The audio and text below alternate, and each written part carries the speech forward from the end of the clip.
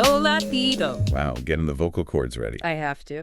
Okay, I think I'm warmed up. Welcome to the Vailychat podcast, everybody. Today is Thursday, May 21st, 2026. And we are right on the edge of Memorial Day weekend. Literally right around the corner, which means today and tomorrow are absolutely packed with community events to kick things off. But before we get to that, we have an incredible deep dive for you today. We really do.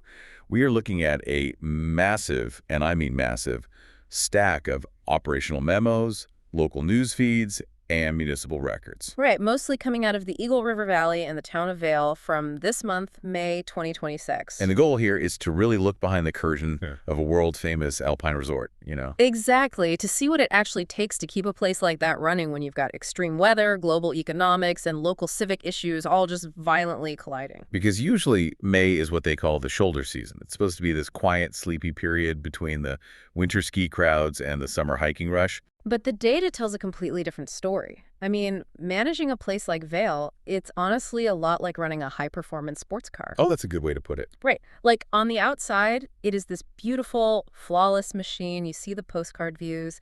But under the hood, it's this chaotic mix of highly pressurized, complex systems. And if just one belt snaps, say the winter snowpack, for example, the whole engine threatens to overheat. And that overheating analogy is very literal right now because looking at these memos, the numbers are just staggering. Yeah, let's talk about the data because 2026 is officially Colorado's worst snowpack year on record. It's a profound hydrological crisis. The primary metric the state uses is SWE, which stands for snow water equivalent. So that's not just like how deep the snow is on the ground. No, exactly. It measures the actual liquid water contained within the snowpack. And by early May, the Colorado River Basin is reporting less than 50% of its median SWE. Wow, under 50%. Yeah, which means a failed snowpack translates to an immediate, terrifying threat of summer wildfires. The national data is grim, too. Nationally, over 22,000 fires have already burned 1.8 million acres by early May. That's a 20-year high, right? Yes, a 20-year high for this exact point in the season. Wait, hold on a second, though. Let me play devil's advocate. This is a mountain ecosystem. Aren't wildfires just a natural, necessary part of the forest life cycle? Historically, yes. So why are they treating this natural process like a military emergency before summer even really starts? Because the calculus has entirely changed, mostly due to the fuel out there. These operational memos talk constantly about the mountain pine beetle outbreak task force. Ooh, right, the beetle kill. Exactly. For decades, these beetles have been boring into the local pine trees, cutting off their water supply. So what you have now are millions of dead, standing trees. It's like having a forest made of giant matchsticks. Right. When you combine a historically warm, dry winter with decades of dead timber, it's no longer just a natural ecosystem. It is a highly volatile tinderbox. So the state just can't afford to let nature take its course? Not near populated valleys, no. They've pivoted to a new strategy called initial aggressive attack. They are deploying advanced tech, like these multi-mission aircraft. The MMAs. Right. They fly over the backcountry using high-resolution infrared sensors to spot microscopic heat signatures, basically finding a fire before it even produces smoke. That is wild. And on the ground, they're using that FireGuard program. Yeah, FireGuard is this predictive behavior modeling system. It analyzes topography, fuel loads, and wind to forecast exactly how a fire will move. The whole goal is to stop it before it transitions into a crown fire. Which, for anyone listening who doesn't know, a crown fire is the absolute nightmare scenario. That's when the fire jumps from the ground, brush up into the upper canopy, jumping from treetop to treetop. And once it's up there, it creates its own weather systems. It's virtually unstoppable. Right.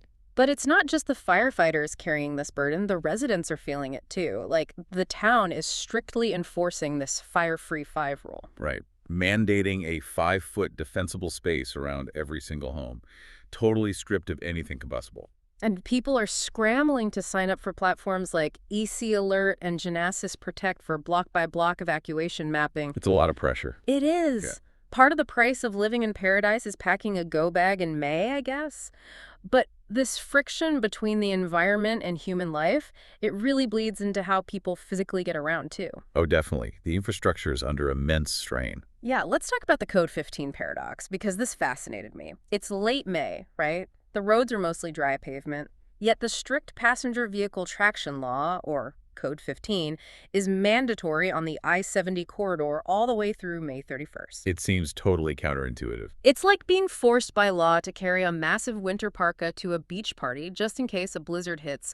I mean, they'll hit you with a $50 fine if you don't have all-wheel drive or winter tires. Well, the state's justification comes down to hard physics. The memos highlight a 358-foot stopping distance difference between compliant and non-compliant tires on slick roads. Wow, 358 feet. Yeah. And spring weather in the high alpine is incredibly deceptive. You can have a sunny 60-degree afternoon, and literally an hour later, a thunder snowstorm drops temps below freezing. Turning a totally dry highway into an ice rink. Exactly. And if just one ill-equipped car spins out, it paralyzes the entire interstate. Which is already a nightmare to navigate. The memos detail all this high-intensity rock blasting on Floyd Hill, causing 20-minute traffic holds. Getting there is physically brutal. But when you zoom out, the global shocks hitting these local valleys are just as bad. It's not just hard to drive to Vail. Flying is under serious threat. Right, because of what's happening overseas. Yes. The memos track this massive escalation in the U.S.-Iran conflict, which has basically closed the Strait of Hormuz. Which is a huge global artery for oil. Exactly. And that closure has caused jet fuel prices to double to over $4.13 a gallon. And why does the listener care about that macroeconomic data? Because for a remote mountain town, an airline fuel crisis is basically an existential threat. They completely rely on people flying into the Eagle County Regional Airport. Or EGE, right. And high-altitude flights out of EGE require more thrust, so they burn more fuel. Airlines like United are projecting an $11 billion hike in operating expenses. $11 billion, that's insane. So they're passing that on. They're forecasting summer airfares to jump 10 to 20%. Which threatens the entire lifeblood of the town. This perfectly explains why EGE just got that huge grant, right? $921,000. Yes, specifically to buy a new aircraft rescue firefighting vehicle. Oh. They're desperate to maintain strict safety standards, so airlines don't use non-compliance as an excuse to just abandon the route entirely. They are fighting tooth and nail just to keep their little supply shuttle connected to the outside world. Which brings up a really important question. Yeah, with historic droughts, fire threats, traffic nightmares, and skyrocketing travel costs, how does a community not just collapse under all that stress? It's a real issue. Sociologists call it the paradise paradox. Right. It's this documented phenomenon where you see surprisingly high rates of mental health struggles in these seemingly idyllic resort towns. Because the locals are surrounded by extreme wealth and leisure, working crazy hours to provide this carefree vacation vibe, while they themselves are navigating this gritty, high-stress reality. Well, what's fascinating in these records is how aggressively the community is pushing back against that. Oh, they are tackling it head-on. Like, look at the local Legends Edge of Resilience panel they're doing. They actually brought in Olympic alpine skier Michaela Schifrin. Which is so smart. By taking the analytical, rigorous mindset of elite physical training and applying it to mental health, they're really working to reduce the stigma. And that cultural response extends to the arts, too. Over Memorial Day weekend, they've got the 5th annual Vail Comedy Festival. Laughter as a pressure release valve. Exactly. And they're doing this cinematic showcase called Film at Vail, specifically screening movies like Tommy Hoarder, which is designed to tackle mental health stigmas in the arts. It's all about building community resilience. You even see it in the new art installations for Vail's 60th anniversary. Oh, the Pat Milbury sculpture. Yeah, down at Golden Peak. He titled it, "The Only Way Down is Up," which is just the perfect metaphor for the town's entire attitude right now. It acknowledges the steep, terrifying challenges, the down, while committing to an upward direction. I love that. And that resilience isn't just big festivals, it's the daily civic action. It really is, the daily grind. Let's actually look at the calendar for today, Thursday, May 21st, and tomorrow, to see what people are actually out there doing. It's a busy couple of days. Extremely. So today at 3:00 p.m., the Roaring Fork Valley Regional Planning Commission has a huge public hearing. It's about the resort recreational facility special use permit for the Ajax Sleepaway Girls Camp. Right, down in El Jebel. 160 acres. And people are deeply invested because in a drought year, a development that size sparks massive debates over water rights and traffic. Every acre developed is an acre removed from a fragile ecosystem. Exactly. And then right after that, at 5:30 p.m. today, they're hosting a community seminar called Nicotine and the Adolescent Brain. addressing the whole youth vaping epidemic. Yeah, trying to help parents understand the rapid neurological impacts of these new pod mod devices on kids. And the community action just keeps rolling into tomorrow, Friday the 22nd. Which is the official start of the holiday weekend. Right. Locals are kicking it off by giving back at the ECPS Blood Drive, which is partnered with the American Red Cross. That's happening at Edwards Station from 9:00 a.m. to 2:00 p.m. tomorrow. A great way to start the weekend. For sure. And then tomorrow night, to finally let loose, it's the official kickoff of the Vail Comedy Festival. They are doing this unfiltered, drunk improv comedy show at 7:00 p.m. live in the Henry Studio at the Silco. That sounds like exactly what the town needs right now. Oh, absolutely. But even with the fun, the environmental stewardship never stops. We have to mention the 26th Annual Community Pride Highway Cleanup. This is staggering. They get 700 volunteers to spread out along the highway corridors and pick up 10 to 15 tons of winter litter. And why does that matter so much right now? Because of the microplastics. Remember the drought data.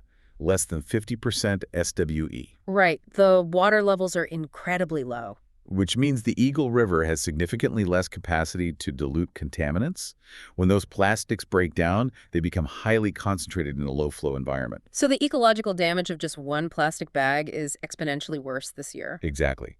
Those 700 volunteers are essentially acting as a manual human filtration system to protect the region's lifeblood. It's incredible. When you pull all these threads together, you really see it. What looks like a pristine, carefree vacation destination on a postcard is actually this highly engineered, deeply engaged community fighting on multiple fronts every single day.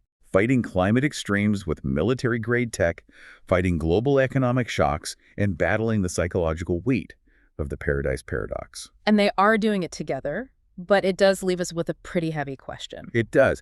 If global conflicts keep driving up the cost of travel, and climate change requires this massively expensive military-grade technology just to keep mountain towns from burning down will, places like Vail eventually become completely inaccessible to everyone except the ultra-wealthy. Wow. And if they do, how does that fundamentally change who gets to experience the great outdoors? That is a phenomenal, provocative thought to chew on. The cost of paradise is definitely going up. It really is. Well, we want to wish everyone a fantastic and safe start to their Memorial Day weekend. If you are heading up to the mountains, please plan ahead for that holiday traffic. And remember, those Code 15 traction laws remain in effect through the 31st. Check your tires. Seriously, avoid the $50 fine. Thank you so much for joining us on this deep dive. If you enjoyed the conversation, please like the episode, share it with a friend, and make sure to subscribe to the Vailychat podcast so you never miss an update. Stay safe out there, everyone. See you next time.